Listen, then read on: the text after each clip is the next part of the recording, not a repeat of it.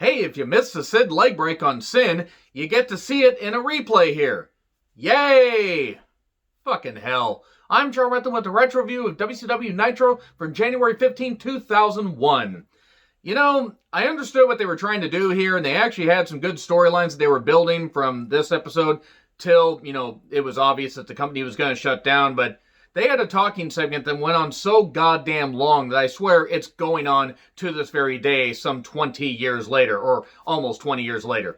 It's actually fucking astounding how long this segment went on. So it's a Sin fallout, and yes, Sid has leg break, and they had probably some shuffling of segments that they had to do, but they should have thrown out another match because it was way, way, way too long of an opening. We get footage of Flair and the soon-to-be Magnificent Seven, or some of the Magnificent Seven, celebrating, what happened, and all the plans came together. Flair loves it when a plan comes together.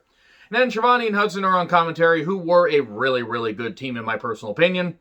And yeah, they show the Sid leg break. My fucking God, they talk about his surgery and how he's going to be out for a while. He really was out for a while, which makes sense because that was a fucking brutal injury. Unnecessary, and John Laurinaitis should have been fucking slapped for telling Sid to do that. He should have been goddamn blamed. Sure, it's not John Laurinaitis' fault that a leg snaps, but he is the one that told Sid to do that, so I hold him personally fucking responsible.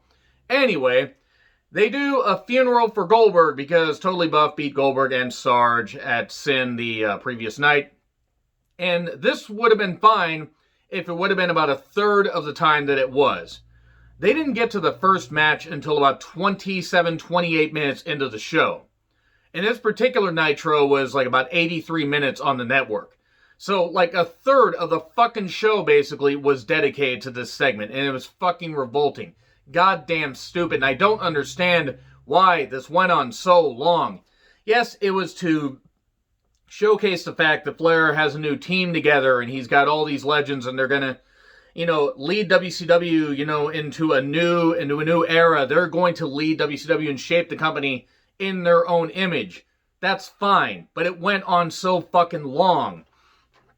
Totally Buff gets, they're over the casket, the Goldberg casket. It's got Goldberg's book, a spear, and a jackhammer with Goldberg's, tattoo symbol on it. And fun fact, Chris Harris was one of the guys that carried out the casket, and this just went on for fucking ever. Luger talks, so's Buff, the crowd boos. Jarrett shows up, and he puts his guitar on the casket. Well, you never beat me, because Jarrett kept dodging Goldberg. Here's Scott Steiner, he's in all black, talks about Sid's leg injury. Still fucking horrific. Fuck John Laurinaitis for letting that happen. And then he spits on Goldberg's book, and then we have Flair and an animal. They do the mocking of Goldberg's entrance, coming out, and then we cut to commercial. They come back, and Flair just talks endlessly, calling some fan fat boy about 50 times. And he says, now you have some role models and men that you can look up to, ladies, men that can please you all night long, doing the same thing that he's been doing for basically about 20 fucking years by this point. I love Flair, but this got annoying. And then Sid, got his leg broken in two. Flair says, yes, we know. We saw the replay. They need to wrap this up. Flair then talks about the roster having two choices. Join them or they're basically going to get destroyed. Here's Nash. He left Big Sexy at home, and here's Killer Nash. And he wants Scott for the WCW title tonight. And he has friends, DDP and Rick Steiner. Rick Steiner, who, by the way, would soon turn on DDP and Nash and join the Magnificent Seven. And join the group. It was a cool idea, but goddamn, it's just so fucking ridiculous. Miller comes out to talk. Great, more fucking talking. And he makes the match official. And Flair talks to Crowbar before the first match and says, hey, anybody can throw around garbage cans. Show me you can wrestle. We know Crowbar can wrestle, though. So he takes on Chavo Guerrero Jr. for the Cruiserweight Championship. And this was fine. Crowbar can work. Hits a nice Northern Lights at one point. Daphne screaming and bouncing around. It's good. Very good.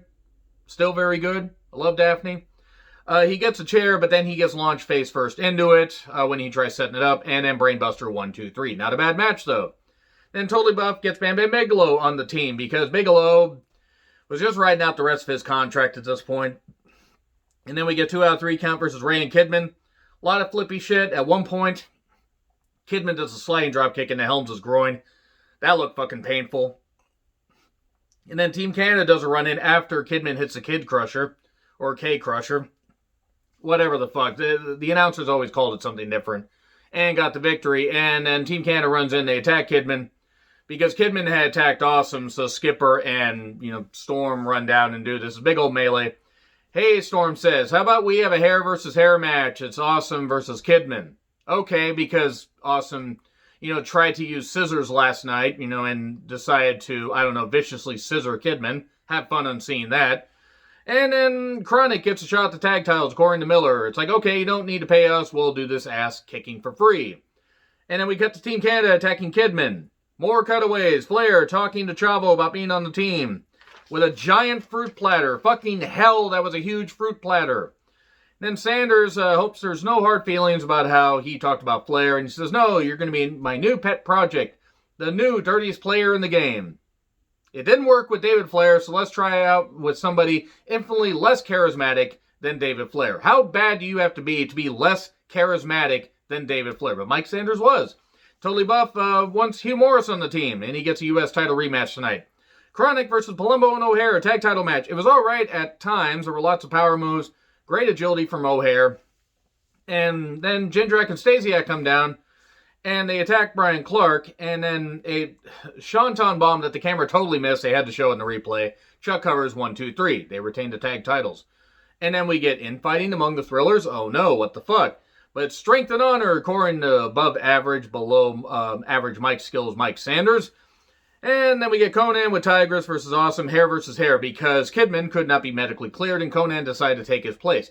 So it's Kidman's hair if Conan loses, versus Awesome's hair. And I thought they were maybe going to shave Tigress's hair. Fuck, it could have added some personality to her, and by God, did she ever. No, I don't know what Tigress did to me. She just fucking annoyed me for some reason. And there was a top rope splash for 2. There was, not a very good spot where it's springing off the steps into a chair earlier. DDT off the top, 1, 2, 3. So Conan gets a victory, starts to cut Mike Awesome's clearly awesome mullet, and he's all upset, distraught backstage. And they're going to get revenge, though it would lead to him at least having this shorter hair. I don't know why they didn't just shave his head, but then again, probably wouldn't have worked out all that well. And I know something about having a mostly shaved head and it not looking good, but it saves on shampoo. Anyway, Chavo then talks to Morris about, hey, you go my way, you go your way, I'll go my way, but let's, let bygones be bygones. Morris is like, I have more important things to focus on. Then we cut to Mike Awesome, again being upset about his hair. We then get Miller and Miss Jones. He will face Bam Bam.